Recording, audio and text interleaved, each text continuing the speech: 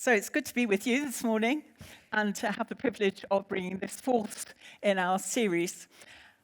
The subject, the title, if you like, for today's message is God's boundless grace. We've been looking at grace all the way through Jonah. But it has to be said that I've been heard to say, I wish we had stopped at the end of chapter 3. Now, that's not because I didn't want to preach this morning, but it is because we left chapter 3 in such a good high place. If you remember, Jonah had been obedient to God, and he had gone and he had preached. And the Assyrian king, had ordered all his people to fast and to put on sackcloth and ashes. And we read this verse right at the end of chapter 3. When God saw what they did and how they turned from their evil ways, he relented, and he did not bring on them the destruction that he had threatened. What a wonderful place to be. But chapter 4 begins with the word, but. Now, I think if Jonah is the one who's writing this, it's true to say that he gives us the good, the bad, and the ugly. And here we have a but, and it's a big but, I'm afraid. It's never good, is it? We're going to read our chapter in two parts this morning. There is one main question, and there are two characters that we're going to look at. One is God himself, and the other is Jonah. So let's begin by reading verses 1 to 5 of Jonah chapter 4. But to Jonah this seemed very wrong, and he became angry. He prayed to the Lord, "Isn't this what I said, Lord, when I was still at home? That is what I've tried to forestall by fleeing to Tarshish. I knew that you're a gracious and a compassionate God, slow to anger and abounding in love, a God who relents from sending calamity. Now, Lord, take my life away, for it's better for me to die than to live." But the Lord replied, "Is it right for you to be angry?" But Jonah had gone out and sat down at a place east of the city. There he made himself a shelter, sat in its shade, and waited to see what would happen to the city. Now, when Becky preached on chapter 2, she asked us the question, are we willing to see ourselves in Jonah? And that's a bit of a harder ask today, because the first thing we notice about Jonah is that he is angry. Now, anger is a natural emotion. It comes to most of us. Most of us will have had it at some time, if not often. But at least you could say he's taking his anger to God. It was really difficult to read those wonderful verses about God's character in an angry tone. But that must have been how he said it. So there he is in chapter 4, waiting outside the city to see what? To see the destruction. That's what he really wanted to see happening. But in fact, he sees what he knew would happen. The outcome was definitely not what he wanted, because the city was saved. And so, rightly, in a way, he blamed God because of what he knew of God's character. And when we're angry, we can lose control, can't we? We can lose control of our emotions and the things that we say. Now, I remember a time right at the end of college, so as Dave said earlier, this is many, many years ago. I was finishing my college, and I was suddenly in to speak to one of the head college of the college, and they said that I hadn't been concentrating enough on my studies. I was so angry that I couldn't speak. I could not verbalize anything. Now, I know many of you will find that amazing, but I hope you don't ever get me that angry again. But I can remember that so well, that whole feeling of being not in control of what I was doing because I was so angry. Our anger can be very unreasonable. And for Jonah, it was unreasonable enough for him to want to die. But I want to ask this morning, what's behind his anger? What were his attitudes? What were causing that anger? And the first thing we have to say is that he had some prejudice. Now, we've heard over the past few weeks about how awful the Assyrians were. They were the enemies. They were cruel, and they deserved punishment and justice. That's what they deserved. And I wonder if we have prejudices too. If we perhaps don't have enemies as such, are there those who have perhaps hurt us, acted against us in some way? People have said and done things that have caused us harm. Could we be like Jonah? Maybe we don't wish to see them succeed in life. Or dare I say, we think that they're outside the grace of God. They could be so bad in our minds. But Matt last week encouraged us to continue to pray for those in our families and friends. Now, I'm not saying they're enemies, but to continue praying for those people who we don't feel are at the place of hearing God. But we've got to keep on praying, because no one is outside of God's grace. It is boundless. And we know from Jesus that he said in Matthew chapter 5, you've got to love your enemies and pray for those who persecute you. That's not easy. You're going to need to ask God for his help for that. But also, you may need to forgive. I'm sure you'll need to forgive. And you may have to work through these things and work through your anger.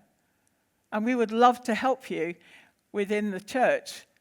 There are people here who would love to help you work through that. God asks Jonah, and he asks us, do you do right to be angry? Another attitude he had, which was he put himself in the place of God. He knew better. He knew that the Assyrians deserved judgment, and that's what he thought should have happened. But actually, God gives a different ending. Now, I've been, interestingly enough, led to read this book here, The Life I Never Expected, or The Life You Never Expected. It's written by Andrew and Rachel Wilson. And as I've been preparing for Jonah, at the same time I was reading this, there were a couple of chapters that were very important to me. One was about perhaps individualitis, which Jonah may have had. If you notice, he says I an awful lot. But also, there was a chapter about the storyteller.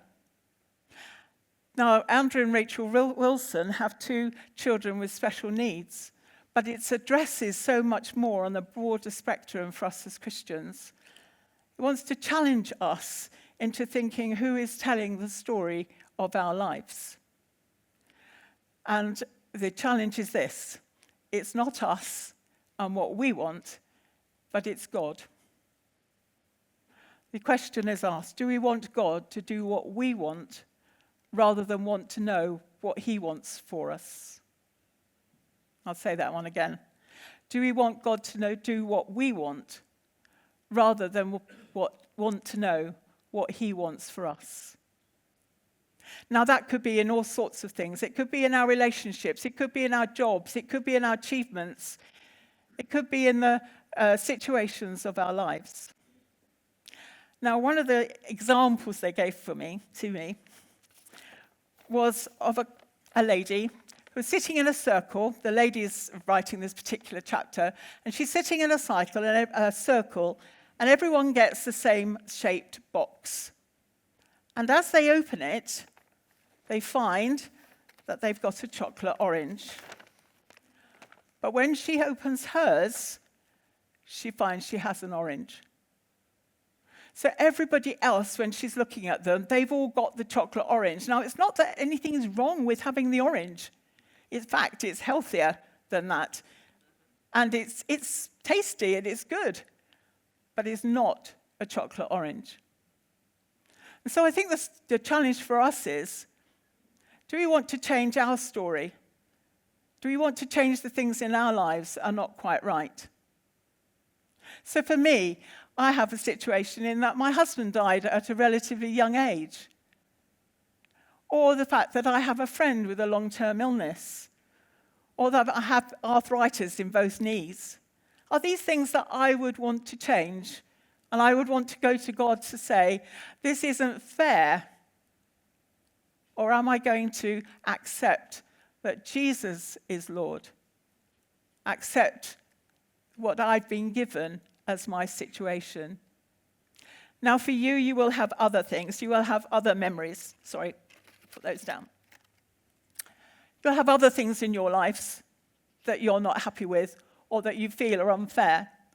And God is saying to you today, will you let God be in control of your life? Will you be willing to accept what he's given you and humble enough to accept it?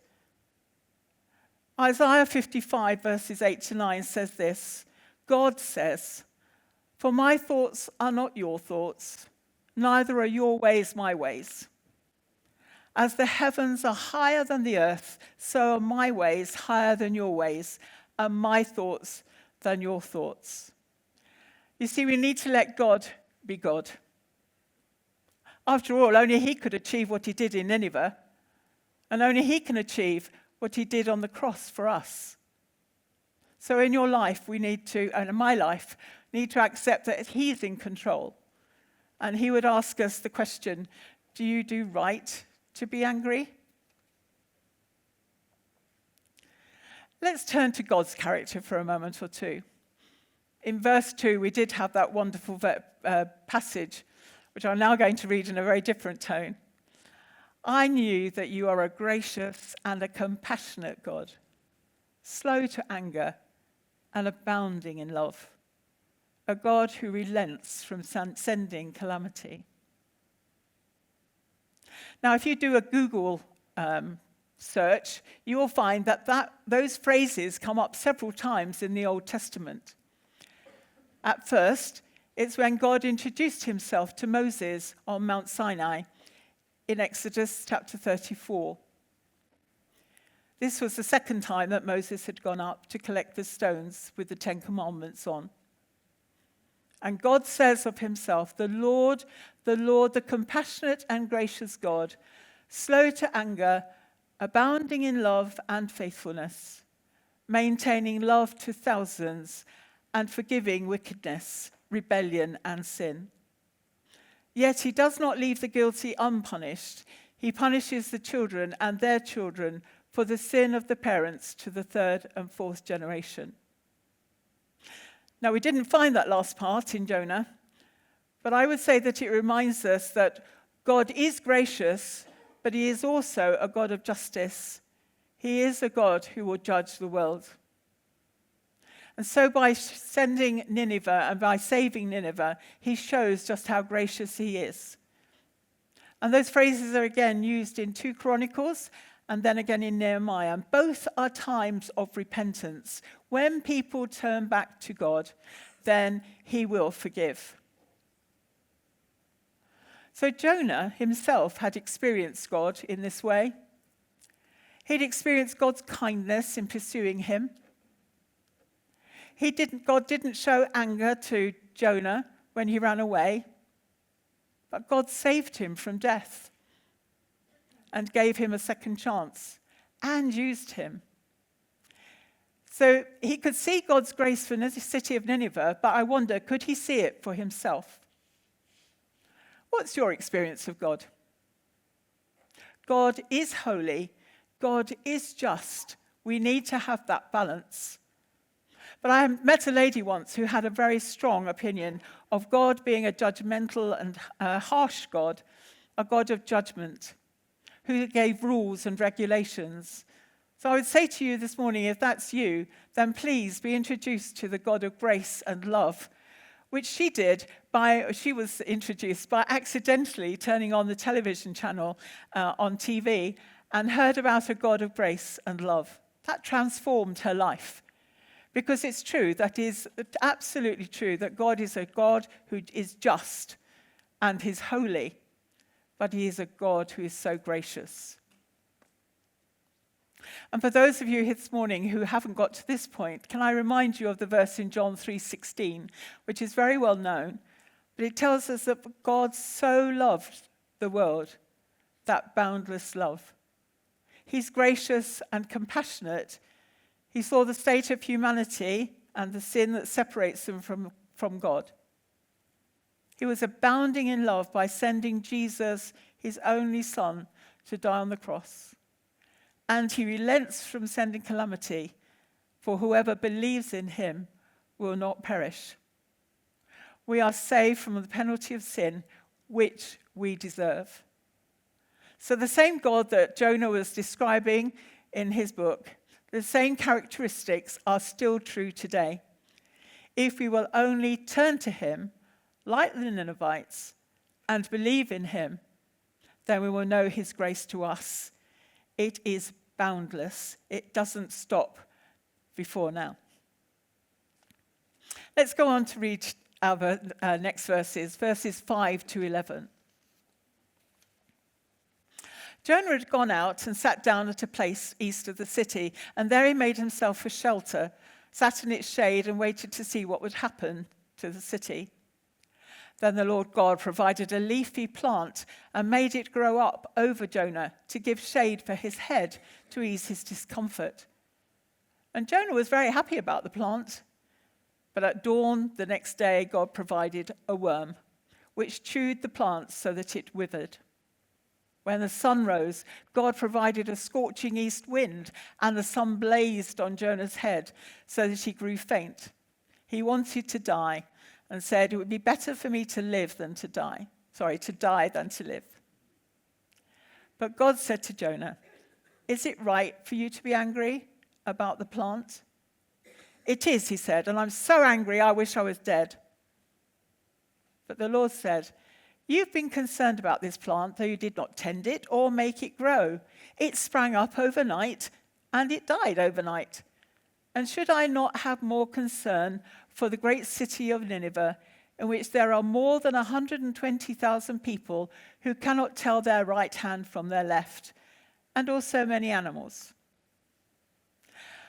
There's a sense of humor here, I think, from God, in that there is Jonah, hot and bothered. Not only is he angry, so he's hot-tempered or hot under the collar, but he actually feels hot. He had to make himself a booth. He's very grateful for the plant, and then angry because the worm has eaten it. And then God sends a hot wind. I think God is making a point here. And God asks him again, "Do you do right to be angry?" But he goes a bit further. And in verse 10 he says, "You have been concerned about this plant, though you did not tend it or make it grow. It sprang up overnight and died overnight. And should I not have concern for the great city of Nineveh?" So what was behind Jonah's anger now? He was indignant about his own comfort. Far more indignant about that than he was about the people of Nineveh. Again, God asks the question, do you do right to be angry? Now, that's an uncomfortable question for us when it comes to us. Are you concerned more with your comfort than with what God wants?